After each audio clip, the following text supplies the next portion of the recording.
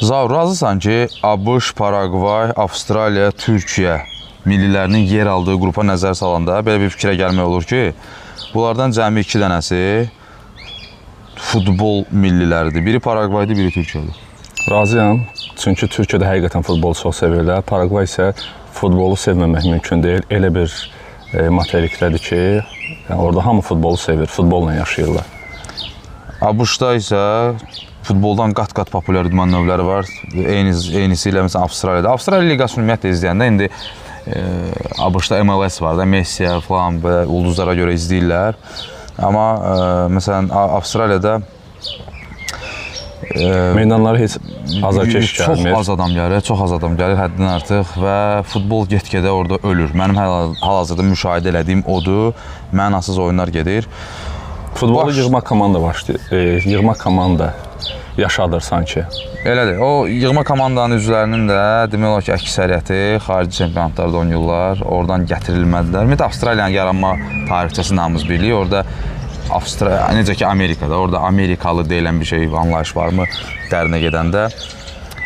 Dostlar, deməli növbəti qrupla qarşınızdayıq. D qrupu ya da D qrupu kimə necə rahatsa, heç biri səhv eləməmiş olar. Heç biri səhv eləməyəcək və mən İlkin, mən Zaur və sizinlə yenə də görüşə gəlmişik söz verdiyimiz kimi. Bu arada da Zaur, mən izləyicilərimizə təşəkkür edirəm. Mən əminəm ki, izlənmə get-gedə artacaq, qalxacaq. Adım kimi əminəm. Çünki hələ ki, yenə də deyirəm, o sırf dünya çempionatına hamı köklənməyib. Hələ ki, mən onu izləyirəm, görürəm. Keçən dəfə biz bir səhv eləmişik və onu izləyicilərimiz düzəldiblər. Mateus Nunes məsələsi ilə bağlı çox ciddi bir səhv idi. Okey, bunu qəbul elədik. Ayıb olsun bizə. Başda mən olmalı. Mən əvvəlcədən demişdim, yəni hamı səhv edə bilər, heç kəs səhvdən xali deyil. Amma məsələn, öz fikirlərində də yazanlar var. Məsələn, bir nəfər yazmışdı ki, Joao Pedro'nun aparılmaması bu şeydir, xoşbəxtlikdir. Joao Pedro demişdi ki, Neymar, Messi, Ronaldo komandalar üçün nəsə, Neymar da odur. Onu deyəndən sonra ilk heyətdə var idi, sonraki heyətə düşmədi. Elə bir onu çıxarıb Neymarı saldılar. Sonra Neymar zədələndi. İndi görəyin nə qədər ciddidir zədə. Dostlar, icazənizlə ABŞ millisi ilə başlamaq istəyirik. Deməli, ABŞ millisi ilə bağlı çox maraqlı bir şey var. Pochettino ev sahibidir deyə yoldaşlıq oyunlarına təbii ki üstünlük verdi və yoldaşlıq oyunlarında 3 oyunda 2 gol vurub 7 gol buraxıblar. Və bundan da başqa Pochettino dedi ki, biz həqiqəti gördük, biz yanıla bilərik, düşünsək ki, özümüz haqda düşünəndə ki, biz qəşək geyinmişik, o belə də tipik Amerikalı bir açıqlaması, artıq o da girib onların moduna. Biz gözəl belə bərbəzəkli geyinmişik, biz Amerikalıyıq. Yəni bu bizim özümüz haqqımıza təsəvvürü yanıldır və həqiqəti görmək lazımdır. Amma Pochettino'nun oyununda mən bilsən nə gördüm? Hətta belə bir analogiya aparmışlar. Leicester neçənci ildə çempion olmuşdu? 2015-ci ildə, 16. Nəsə, Leicester'ın çempion olduğu ildə Tottenham yadında 2-ci yerdə idi. Həmin il Tottenham nə oynayırdısa, Mauricio Pochettino rəhbərliyi altında təbii ki, onda Tottenham oynayırdı. Hal-hazırda ABŞ millisi o futbol oynayır. Daha çox risk eləyir, topu sürətləndirməyə başlayıb. Topun keçid fazası, qapıdan qapıya çatdırılma fazası çox sürətlənib. Baza oyun sxemi 4-3-3-dür. Amma hibrid formalar da var da. Məsələn, transformasiya olunurlar. Bir neçə variant var. Onlardan ən çox istifadə olunanda 3-2-5-dir hətta. Maraqlıdır ki, məsələn, hər mövqedə əslində yaxşı oyunçuları var. Var. Sürətli oyuna üstünlük verirlər təbii ki. Hücumda pressingdə çox yaxşıdırlar. Atletik yəni oyunçulara sahibdirlər. Və sən dediyin kimi yoldaşlıq görüşlərində yəni nəticələri elə də yüksək olmadı. Öz meydanlarında məğlub oldular. Rəqibləri də elə belə seçməmişlər. Belçikaya 5-2, Portuqaliya 2-0 məğlub oldular. Və qarşıda onların 2 oyunu var hələ. Dünya çempionatı öncəsi bir Seneqalla, bir də Almaniya ilə oyunları var. Orada bəlkə də hər şey məlum olacaqdır. Və Pochettino dedin, 2024-də bu komandadadır. O Tottenhamda oynayanda, daha doğrusu Tottenhamda baş məşqçiliyi keçirəndə səhv eləmirəmsə 5 il Komanda yaxşı nəticə göstərir. Hətta Çempionlar Liqasının finalına kimi çıxdılar, amma nəticə yoxdur. O gedəndən sonra Tottenham Avroliqanın qalibi oldu. Belə bir ifadə var, winnerlik yoxdur da sanki. Yəni nəsə komandanın heyətində Tyler Adams, Weston McKennie Juventus'la müqaviləsini yenilədi 2030-a qədər. Qəşəng əla formadadır bu mövsüm. Hələ Juventus'da 2 nəfər oynayır, biri Weston McKennie'dir.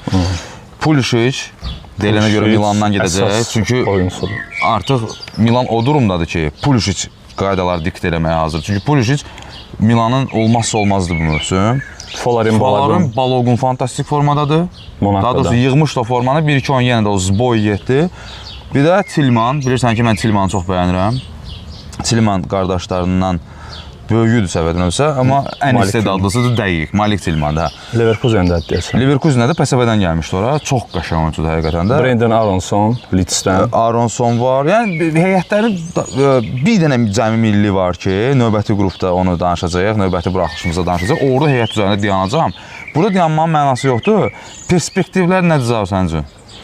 Perspektivlər ABŞ millisi, daha doğrusu ABŞ mətbuatı deyir ki, indiki məşqçi ilə və indiki heyətlə 1/4 görərik. Görə bilərlərmi? Görə bilərlər. Qrupdan çıxa bilərlər məncə. Yəni iki yerdən birini tutmağa layiqdilər. Komandaları daş kimi komandalar olsa da rəqiblər, amma çıxmağa namizədlər. Çünki Amerika qrupdan çıxmaq onlar üçün, yəni digər ölkələrdə keçiriləndə də bu işin öhdəsindən gəliblər. Ona görə öz meydanlarında bunu mütləq eləməlidirlər. Məncə çıxa bilərlər. Burada bu qrupda hansısa bir komanda digər komandadan birbaş üstün deyə bir şey yoxdur. Aşağı-yuxarı hamısı, yəni bir-birinə bərabər komandalardır. Ona görə məncə qrupdan çıxarlar. Amma 4/1 kimi 8-1-də onların rəqib kim olacaq, o şeydən çox asılıdır. Səncə məsələn indi növbəti komandanın analizinə keçməmişdən əvvəl Paragvay ilə oyunda ABŞ o kilidi aça biləcəkmi? Sürətli oyunçularla aça bilərlər, amma çox çətin olacaqdır. İlk oyunları elə Paragvay ilə ilk turda Paragvay ilə qarşılaşırlar. Əgər Paragvayı məğlub edə bilsələr, böyük ehtimalla qrupdan çıxmağı təmin edəcəklər. Sonra bir xal yığmaqdır, minimum proqram. Minimum bir xal yığsalar da lap ikinci yer, hətta ən pisi üçüncü yerdən çıxa bilər. Dostlar, deməli, ABŞ kilidi açmaqda çətinlik çəkir. Kilid deyəndə bu qrupda adı, ümumiyyətlə çempionat deyəndə, bəlkə də çempionatda kilid deyəndə adı yada kim düşür? Paragvay millisi. Paragvay millisi qısası xülasə eləsək, həm faktlarla, həm də ki, ümumiyyətlə belə də təsəvvür edin ki, Xetafe oyununu kimlərsə sevirsə, məsələn, izləməyi, otursun Paragvay millisini izləsinlər. Bildiyin Xetafedir, Xetafe millisi, zarafata belə deyə bilərik. Bu adam, Gustavo Alfaro var, dostlar, Ekvadoru Qətərdəki keçirilən dünya çempionatına çıxarmışdı. Gustavo Alfaro həmin oyun üslubunu, həmin nizam-intizam bura gətirib. Düşünün, 7 dəfə bu komanda 0-0 oynayıb təsnifat mərhələsində. 7 dəfə. Uduzluğu ən böyük hesab 2-0 olub bilməmək yox, amma ən populyar uduzluğu hesab 0-1 olub. İkincini vura bilməyib rəqiblər. Amma ilkin bir şey də deyim, əgər icazə versən. Amma öz meydanlarında Argentinanı, Braziliyanı, Uruguay əsas 3 yığmanı öz meydanlarında məğlub ediblər. Ayso, necə məğlub ediblər? O da yəni praqmatik oyunla. Yox, hesab olaraq nədir? Yəni 0-1. 1-0. Bunların onsuz da yəni praqmatik. Dostlar, 18 tur olub təsnifat mərhələsində. 14 qol vurub onun buraxıblar. Buraxdığın başa düşdüyümə, vurduğu qollar 0.5-dir, 0.6-dır, belə deyək. Çox aşağı. Yəni bunların oyununu kim izləyəcək bilmirəm. Mütləq şəkildə Alfaro deyir ki, topu veririk rəqibə. Niyə? Adamın əslində haqq qazandırmaq da olur. Deyir, mən bura gəlməmişəm. Braziliya ilə Braziliya kimi oynamağa. Mən nəticəyə gəlmişəm. Ona görə də onu çağırıblar əslində. Mən əgər ən yaxşı bacardığım iş dağıtmaqdırsa, mən niyə Braziliya ilə Braziliya sayağı, Argentina ilə Argentina sayağı oynayım? Onlar bunu gizlətmirlər zaten. Yəni praqmatik deyir, oyun oynayırıq. Praqmatik oyunda yəni açılışın verim nə deməkdir? Yəni biz komanda nə cür oynamağına üstünlük veririk, hesaba oynayırıq. Komanda gözəl futbola üstünlük vermir, nəticəyə oynayır, ehtiyatlı oynayır, açıq oynamaq yoxdur. Yəni digər komandanı tempdən salır, istədiyi vaxtda tempə nəzarət eləyir. Əsasən əks hücumlardan, standart vəziyyətlərdən istifadə edirlər və Paragvay zaten bunu gizlətmir. Onlar sadəcə nəticəyə oynamaq istəyirlər və onlar göstərirlər ki, biz istənilən rəqibə baş ağrısı ola bilərik bu cür oyunla. Elə necə deyirlər, sərt komandadır, daş kimi komandadır. 11 robot var əsas heyətdə. Yəni belə deyirlər. Gəlin görək əsas oyuncular kimlərdir? Xetafedən, bax bayaq Xetafe dedik. Xetafedən Sunderland'a gəlir Omar Alderete. Alderete yanında kim oynayır? Gustavo Gomez. Milan fanatları o uşağı tanıyır yəqin ki, İtaliya futbolunu sevənlər Gustavo Gomez'i tanıyır. Alınmadı orada, amma indi Braziliya çempionatında oynayır. Dostlar, xüsusilə də Türkiyə millisinin oyunda yəqin ki 99% izləyəcək də. Paragvayın Türkiyəyə azarkeş edəcək, Paragvayın oyunu izləyəcək. Gustavo Gomez'in əsas üstünlüyü nədir? Birə-birdə onu keçmək çox çətindir. Çünki oyunu çox güclü oxuya bilir. Atletik oyuncudur. Hava hakimiyyəti çox yaxşıdır. Alderete də elədir. Alderete. Amma Gustavo Gomez belə deyək də 2-3 addım sonra özü gəlir düşür hara Kənan Yıldızla birə-birdə. Məsələn, birə-birləri sevən kimdir? Kənan Yıldız. Birə-birlərdə Kənan onu rahat keçə bilməz dostlar. Birində keçər maksimum. Çünki rahat şəkildə oyunu oxuyur. Növbət o ruslarda bir söz var, Pradumunun şaq var da. Məsələn, növbəti addımları var, artıq oxuya bilir və rahatlıqla topu götürə bilir. Bu çox önəmli bir belə də istedadlı bir futbolçu üçün, stoper üçün. Miguel Almiron'u yəqin ki Newcastle-dan tanıyırsınız indi. MLS-dədir, harda oynayır? Atlantada. Atlanta United'də bəli. Julio Enciso komandanın əsas ulduzu. Və o haqda danışmaq istəmirdim, amma yenə də Antonio Sanabria. İtaliya A seriyasının həvəskarları onu Torino'dan tanıyır. İndi isə bu mövsüm Cremonese'də oynayır və cəmi 38 turda 1 gol, 1 asisti var. Bunu daha çox belə stolba kimi istifadə edirlər. Ya da ki 4-4-2 sisteminə uyğunlaşan bir oyuncudur. İkinci köməkçi hücumçu kimi qara işlər daha çox görür. Qara-qura işlər görən hücumçudur. Amma bilmirəm, yəni Paragvayın okey, yaxşı, sən pragmatik futbolla, mən sənə bir şey deyim, Zaur, bütün oyunları o Alfaro qurutmağı sevir. Rəqibləri səhvlərə məcbur edir. 2-5-6, 1-5-6. Çox çətin komandadır. Rəqibləri əsasən səhvlərə məcbur edir. Pragmatik oyundan 4 xal yığa bilər buradan, ən azı.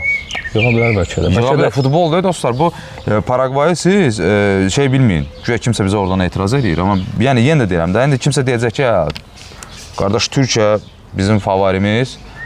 Yəqin ki, ABŞ Pochettino'ya görə, yox, elə deyil, dostlar. Paragvayı siz siyahlarınızdan silməyin. Yəni, bunu sizə bir qardaşınız olaraq deyirəm. Hər şey bir qara. Yəni, Paragvaya yuxarıdan aşağı baxdınsa, bil ki, oyunu məğlub olmuşsan. Hər an baş ağrısı yarada bilər, rəqibi səhvləri məcbur eləyir. Yəni, sərt komandadır, çox çətindir oynamaq belə komandaları açmaq. Ekvador millisi Alfaro'nun rəhbərliyi altında Qətər Dünya Çempionatında 3 oyun keçirib. Üçünü də belə highlights izləsəz, başa düşəcəksiniz ki, Paragvay nə oynayacaq bu mövsüm, yəni bu çempionatda. Yəni, bunu deyə bilərik sizə. Gedirik Avstraliyaya. Allah'ınızdan eşitsin deyərlər. Gedirik adaya. Avstraliya.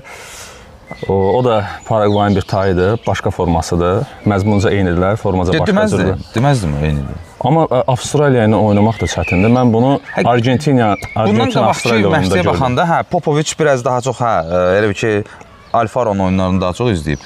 Razıyam. 24-cü ildən komandadır və Avstraliyanın üstünlükləri nədir? Nizam-intizamlı oyuna üstünlük verirlər.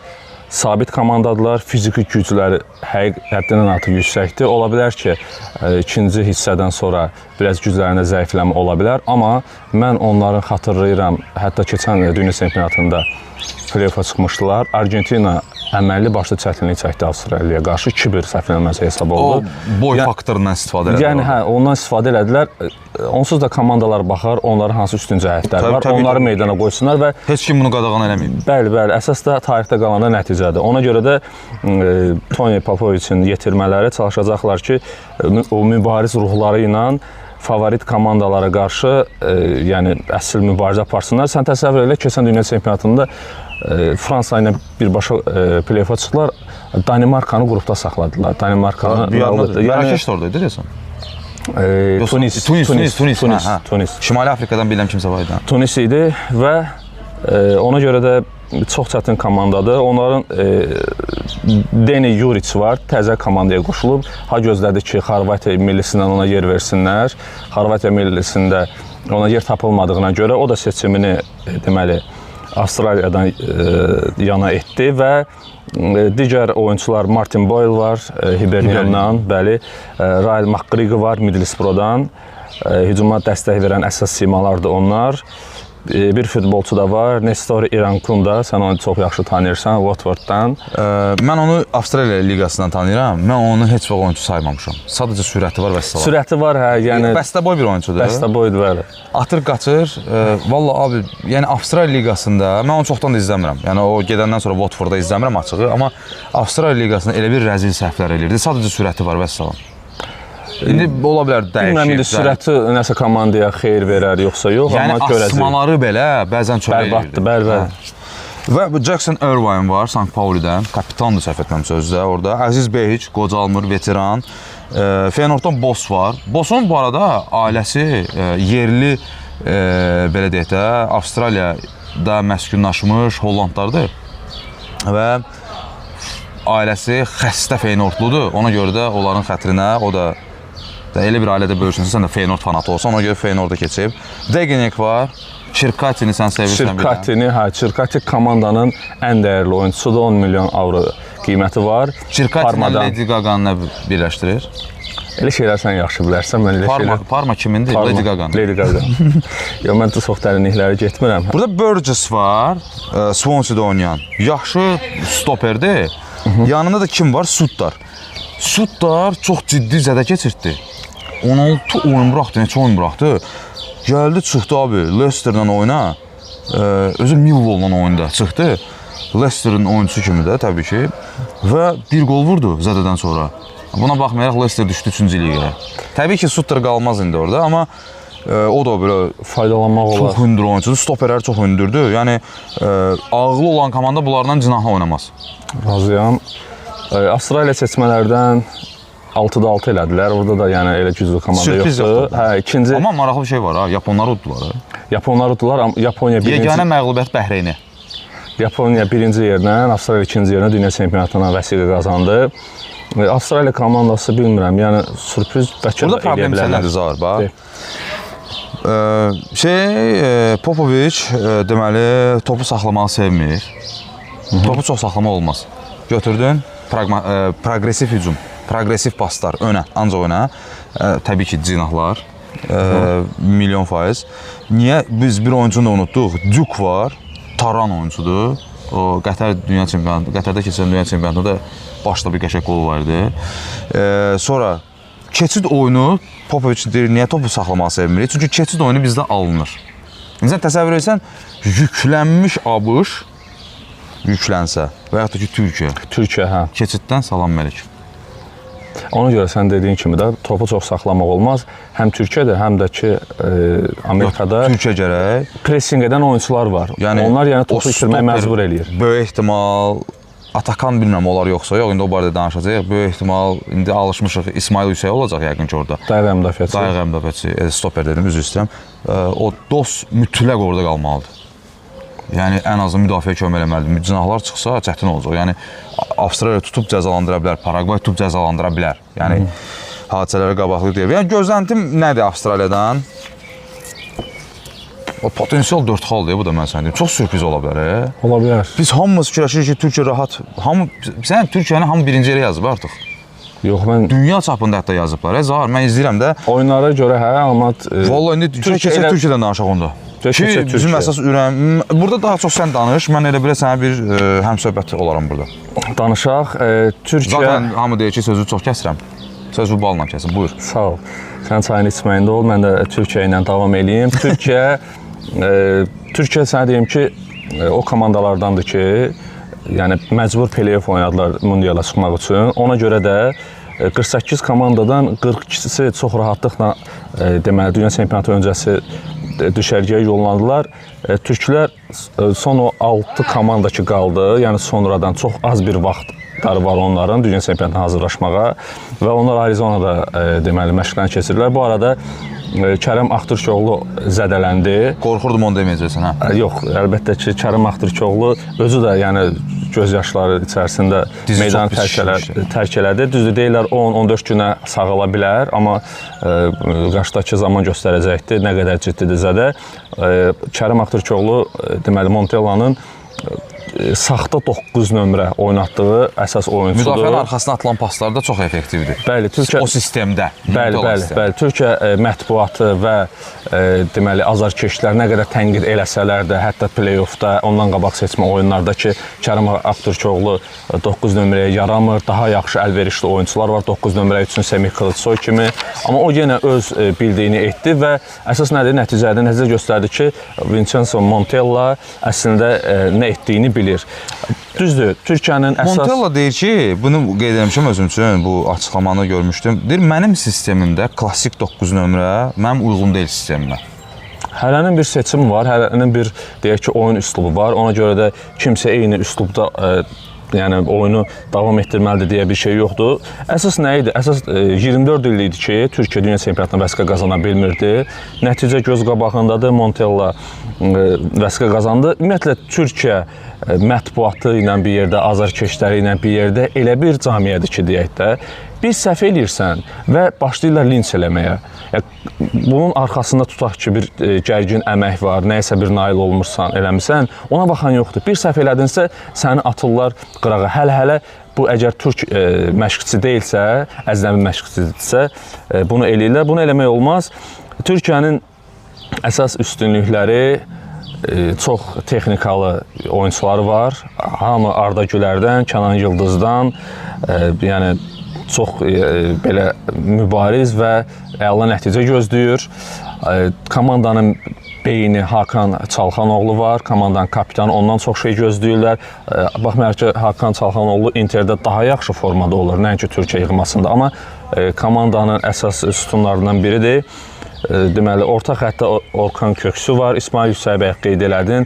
İsmail Yüksək mənə görə elə bir oyunçudur ki, yəni oyun ərzində o gözə görünmür, amma sonra baxırsan ki, bu adamın faydalı iş əmsalı necə yüksək səviyyədədir. Abi, Brighton adama deyilənə görə, indi Türkiyə mətbuatı yazılanda mən belə şeyə inanmıram. Brighton deyirlər ki, 20 milyondan bazarlığa oturub adamla. Brightonun kimi komanda gəlib səndən 20 milyon verməyə hazırsa, Brighton demişkən, Brightonda Ferdi Kadıoğlu mövsümün oyunçusu seçildi. Çox maraqlıdır. Hücumçu kimi başlamışdı karyerasına vaxtı ilə. İndi sol kənar, sol bek kimi çox fəaldır, çox əla oyunçudur. Qarşı oynayacaq Paragvayda. Əməli başlayır. Bir də Pedro Gomes var, Pedro Gomes var. Eyni komandalar, eyni cinahdadılar özü də. Ferdi Kadıoğlu'nun üstünlüklərindən biri nədir? Tək sol qanat deyil, o soldan içəri doğru qət edərək orta xəttdə ya kilit paslarla və yaxud da ki, elə zərbələrlə komandaya fayda gətirə bilər. Ön xəttdə Türkiyənin üstünlüklərindən biri nədir? Barış Alper Yılmaz kimi oyunçular, yəni 90 dəqiqə dayanmadan eyni tempdə oynayır və pressinglə, fiziki güclə çox yaxşı. Yəni əslində Avstraliya kimi, Paragvay kimi komandalara qarşı Barış Alper kimi oyunçular lazımdır. Sındırmaq da demişkən, məsələn, Arda Gülər və Kənan Yıldız kimi zərif oyunçular, yəni zədələnməsələr yaxşıdır. Paragvay və Avstraliya oyunda. Ona görə topu çox saxlamaq lazım deyil də ayaqda. Lavanovskinin bir dənə sözü vardı, deyirdi ki, əgər sən zədələnməsənsə, deməli özünə topu çox saxlamısan. 90% zədələr ona görə olur. Braziliyalılar niyə çox zədələnir? Topla oynamağı sevirlər. Mən Gustavo Gomes kimi, Omar Alderete kimi bir oyuncu gəlir, ya da Çirkati kimi. Salamun aleykum. Sizə sürprizimiz var. Siz zədəlisiniz. Montellanın yəqin ki, müdafiədə əsas üstünlüyü, yəni ortada Melih Demiral'la Abdülkerimə Bardaqçıya yəni üstünlük verəcək çox güman ki, onlar hava hakimiyyətində yaxşıdırlar, amma bir problem var. Türkiyənin əsas problemlərindən biri budur ki, sürətli komandaya qarşı həmin o müdafiə əməlli başlı problem yaşaya bilər. Eyni şeyi mən qeyd eləmişəm burada və gəl Zaur təklif edirəm belə bir şey eləyək. Buyur. Gəl Türkiyənin perspektivlərini konkret xallarla, hətta bir hesab proqnozları ilə, o hesab proqnozu şey deyil, mən burada məsələn 0-0 deyirəm, o 2-2 qutara bilər, amma nəticə nədir? Ana xətt qalsın da. Mən deyirəm ki, gəl mən öz versiyamı təklif edeyim. Türkiyə-Paragvay oyunu. Türkiyə-Paragvay oyunu, Türkiyə minimal hesablı qələbə. Mən deyirəm ki, Paragvay buradan minimum bir xal var. Ola bilər. Çünki Paragvay qırılğan komanda deyil, Türkiyə qırılğan komandadır. Türkiyənin çatışmayan məsələlər. Fiziki olaraq, abi, mən yenə deyirəm, keçən dəfə kimdən danışırdıq, sən dedin, çox güvənirsən onlara. Cənubi Koreyanın qrupunda, A qrupunda kimlər var idi? Cənubi Afrika Respublikası, Aysal, ölənlərə rəhmət. İndi burada da mən Paragvaya nəyə görə güvənirəm? Çünki oturub gözümün qabağına şey qoyuram. Hansı materikdə oyun keçirilir? Həddindən artıq isti bir yerdə keçirilir. Yəni, çoxsu elə bilər ki, ABŞ şeydir, amma mən ABŞ-da, məsələn, yayda da olmuşam, qışda da olmuşam. Abi, nəfəs almaq olmur. Okeanlar iki tərəfdən və s. Bunlar önəmlidir də. Nəfəs almaq olmur, vallah olmur. O iPhone-da zaten belə bir şey var. Məsələn, indi faktiki hava 18-dir, amma girib baxsan orada ощущение var da, neçə dərəcə hiss edirsən normalda, orada 24 ola bilər. 6 dərəcə abi, ciddi fərqdir. Əlbəttə ki. Yəni, eyni şey yaydadır da oyun, düzdür, iyunda. Ekvadora bu təsir elər yoxsa yox? Ekvadora biraz kontinental üstünlük var, iqlim olaraq da. Ekvador deyəndə Paragvay deyirsən. Paragvay üzr istəyirəm. Alfaro haqqında o qədər şeylədir ki, deməli, ikincisi fiziki çox güclüdürlər. O üçüncüsü də ki, bilməm, Alfaro buradan xal qopardacaq məncə. Türkiyə qrupdan çıxmaq istəyirsə, Paragvayı və yaxud da Avstraliya mütləq məğlub etməlidir. Mən deyirəm ki, artırıram. Avstraliyada xal qopardar hətta. Avstraliya inanıram xal qoparacaq. Avstraliyada fizikanın hesabına xal qoparar, sonra hesabın üstünə yatar. Çünki Avstraliya gözəl bilir ki, 60-cı dəqiqədə sonra, 70-dən sonra artıq leş olurlar. İndi görək də bu regbi futboluna çevirəcəklər bunu yoxsa yox. ABŞ isə bu Pochettino'nu mən çox yaxşı tanıyıram. ABŞ buradan 3 xalı qopardar abi. Türklər qorx ki, 2 xalla qrupda qalsınlar. Realistik olaq biraz. Hamının istəyi nədir? Minimum 4 xal və yaxud ki 5 xal. Mən də Amerika ilə Amerika ilə oyunu inanmıram Türkiyə qələbə Balogun, Tilman, Pulisic, arxasında Makkeni, Aronson, Lidsdə Aronson səhv etmirəmsə. Aronson, bəli. Abi bunlar jqut kimi uşaqlardır. Bunlar yəni stoper, sən abi bax Kosovonun oyununu izlədin də yəqin ki Türkiyənin. Əlbəttə. Vallahi Türkiyəni bir Allah iki Uğurcan saxladı. Hə, Uğurcan çox böyük. Yəni Uğurcan çox böyük, bəxt və Uğurcan, bilmirəm, yəni o şeydən yanaşsaq, burada bəxt sizin tərəfinizdə hər oyunda olacaq deyə bir şey yoxdur da. Mən bir qələbə... Hansısa oyunda Türkiyə zərbə alsa, ən azından bir şey dəqiq bilirəm ki, Türklər qrupdan dramatik şəkildə çıxa bilər. Dramanın anasını yaşayacaq biz. Türk serialı yaşayacaq. Axırıncı oyun özdə ABŞ-landır. Yəni ABŞ hələ orada maraqlı. Ona kimi bir qələbə mütləq lazımdır. Hansı beyinlə ANC gələcək, hansı vəziyyətdə ABŞ gələcək, ABŞ orada ipləri qopardıb da oynaya bilər. Çox güman ki, axırıncı oyuna qalacaqdır. Reallıq var da. Sevmirlər də abi türkləri. O da var. ABŞ sevmir türkləri. Amma ABŞ-da türklər də çoxdur. Qəşəng dəstək olacaq. İnşallah ki, türklər də susturar da. Mən onun tərəfindəyim, amma realistik yanaşsaq, Paragvay güc futbol oynayır, Avstraliya güc futbol oynayır. Qardaş. Məncə axırıncı turda. Özü mən sənə deyim, Avstraliyanı küçümsəyə bilərlər abi. Mən küçümsəmirəm. Sən yox, Montella yox, amma abi bax, Hakan Çalhanoğlu'dan danışdın. Bir şey deyim sənə. Millidə ən azı 3 dənə kankası var. Hal-hazırda formada olmayan kankası var. Tamam da kanki. Nə ala ki? Yerinə düşdü burada. İlkin, deməli... Yəni, biri İrfancan da. Sən dedin sözünü, yəni nəticələrlə bağlı. Mənə elə gəlir ki, hər şey son tura qalacaqdır. Son turda Türkiyə, Birləşmiş Ştatlar və Paragvay, Avstraliya, hər şey o oyuna qalacaqdır. Konkret olaraq 3-cü tura kimi kimsə tam üstünlüyünə çıxmayacaq. Mən Türkiyənin bir qələbə, bir məğlubiyyət, bir HCC ilə qrupdan çıxacaq. Məğlubiyyət kimdən gözləyirsən? Məğlubiyyəti Birləşmiş Ştatlardan, Amerikadan gözləyirəm. Qələbəni Paragvaydan gözləyirəm. Avstraliya ilə HCC gözləyirəm. Mən hardasa belə deyirəm, konkret olaraq. Uğurcan Çakır dedim, biz Uğurcan Çakırdan danışmaz. Uğurcan Çakır bu mövsümü həqiqətən də Qaltasarayın heyətində, həmçinin Türkiyənin heyətində çox yüksək səviyyədə bitirdi. Ondan da gözlənti çoxdur. O əks hücumlarda elə vaxt olur ki, komanda 50% olan qapıçıya ümidli qalırsan, Uğurcan məncə o qapıçıdır ki, yəni komandaya xeyir verə bilər. Yunus Akgün var. O da çox yaxşı keçiribdi mövsümü. O da fayda verə bilər. Benfica Yunus Akgünə o da 15-17 milyon pul verilmiş. Qalatasaray deyib gedişindən məşğul. Hə, yəni bir dənə bir şey deyim. İndi ağlıma gəldi. 2002 dünya çempionatı ilə indiki dünya çempionatı oxşar. Onda da Türkiyənin yer aldığı qrupda bir dənə olsun Avropa komandası yox idi. Hətta sona qədər gəldilər. Bir dənə olsun Avropa komandası ilə oynamadılar, 3-cü yer tutdular.